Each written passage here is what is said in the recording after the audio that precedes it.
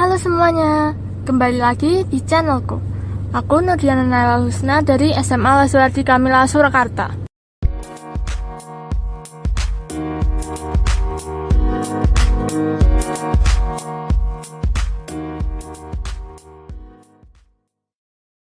Kali ini aku akan membahas tentang kesetaraan gender di Indonesia.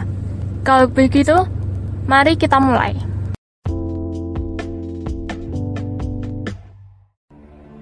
Kesetaraan gender merupakan salah satu isu yang hangat dibicarakan oleh masyarakat selama beberapa tahun belakangan ini, termasuk di Indonesia sendiri. Pemerintah, organisasi, hingga masyarakat telah mengupayakan berbagai cara untuk mencapai kesetaraan gender. Namun, hingga saat ini, kesetaraan gender masih belum tercapai sepenuhnya. Masih banyak terjadi ketidaksetaraan gender di bidang pendidikan, kesehatan, politik, hingga di bidang pemerintahan. Tapi, apa sih yang dimaksud dengan kesetaraan gender itu? Pertama, kita mulai dengan gender. Konsep gender sendiri mengacu pada peran, kewajiban, dan stereotip yang ditetapkan oleh masyarakat untuk laki-laki dan perempuan. Di Indonesia, seperti di banyak negara lainnya, seringkali didasarkan pada norma-norma budaya dan nilai-nilai tradisional yang mengarah pada perbedaan perlakuan antara laki-laki dan perempuan dalam berbagai aspek kehidupan seperti pendidikan, pekerjaan, dan peran di rumah tangga. Sementara, konsep kesetaraan gender mengacu pada prinsip bahwa semua individu tanpa memandang jenis kelamin memiliki hak yang sama untuk akses dan kesempatan dalam semua aspek kehidupan, termasuk pendidikan, pekerjaan, kesehatan, dan kehidupan politik. Dari bidang-bidang di aspek kehidupan tersebut, kita bisa melihat ketimpangan gender yang masih terjadi dengan mengukur kesenjangan itu menggunakan indikator seperti GEM or Gender Empowerment Measurement or GDI, Gender Related Development Index. Bagaimana dengan Indonesia? Menurut laporan WEF or World Economic Forum dalam Global Gender Gap Report 2023, indeks kesenjangan gender global Indonesia yaitu sebesar 0,697 poin.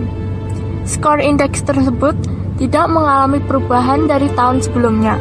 Meskipun begitu, Indonesia naik dari peringkat 92 di tahun 2022 menjadi peringkat 87 dari 146 negara di tahun 2023. Tetapi, tetap saja Indonesia masih jauh dari target dengan berbagai masalah ketimpangan gender yang ada, seperti kesenjangan antara perempuan dan laki-laki dalam akses dan kesempatan pendidikan, dan kesenjangan dalam akses dan pelayanan kesehatan seperti dalam teori struktural fungsionalis yang mencoroti struktur sosial dan fungsi masyarakat di Indonesia mempengaruhi pembagian peran gender, terutama akses dan kesempatan bagi perempuan dalam berbagai bidang kehidupan. Sebagaimana yang seharusnya dalam Undang-Undang Nomor 7 Tahun 1984 tentang pengesahan Convention on the Elimination of All Forms of Discrimination Against Women or CEDAW yang memberikan dasar hukum bagi pemberdayaan perempuan di Indonesia untuk mengambil langkah-langkah konkret dalam menghapus diskriminasi terhadap perempuan dan memastikan partisipasi mereka dalam semua bidang kehidupan, serta Undang-Undang Nomor 20 Tahun 2003 tentang Sistem Pendidikan Nasional yang menjamin akses pendidikan yang setara bagi semua warga negara tanpa memandang jenis kelamin. Selain itu, perempuan sering menghadapi hambatan dalam mencari pekerjaan dan terkadang diperlakukan tidak adil di tempat kerja dan cenderung mendapat pembayaran yang lebih rendah dan memiliki akses yang lebih terbatas menuju peluang karir yang memuaskan.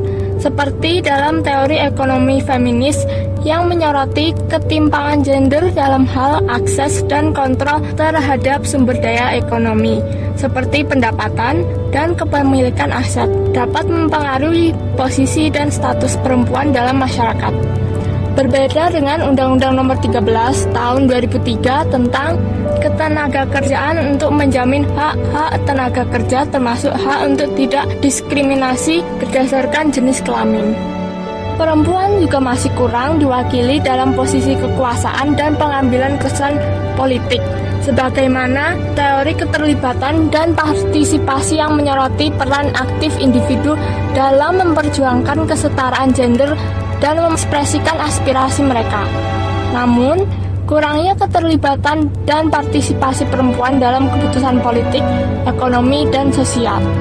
Tidak seperti dalam Undang-Undang Nomor 10 Tahun 2008 tentang pemilihan umum yang memberikan kuota minimal 30% untuk keterwakilan perempuan dalam parlemen dan lembaga legislatif lainnya. Juga norma-norma budaya dan tradisional yang masih mempengaruhi peran gender dalam masyarakat Indonesia, seperti dalam teori patriarki yang memposisikan laki-laki sebagai otoritas utama dan memberikan kekuasaan lebih kepada mereka dalam pengambilan keputusan dan kontrol atas sumber daya. Dan teori reproduksi sosial yang menyoroti ketimpangan gender yang seringkali dipertahankan melalui norma-norma budaya yang memperkuat peran tradisional gender dan ekspektasi terhadap laki-laki dan perempuan dalam masyarakat.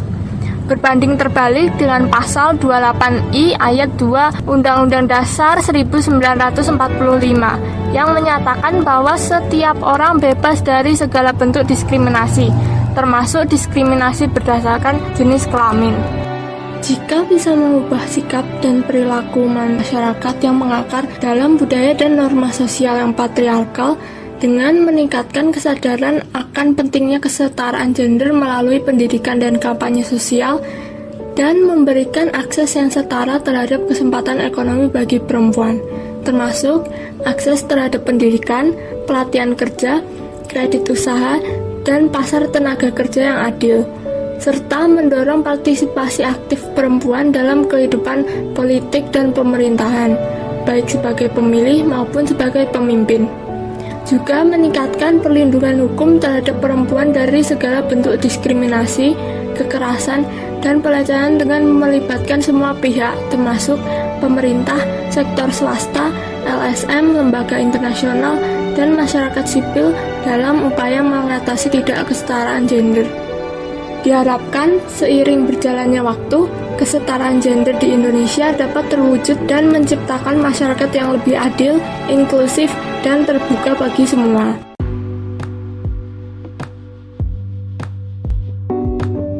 Semoga penjelasan dari channelku bisa membantu dan terima kasih telah mendengarkan.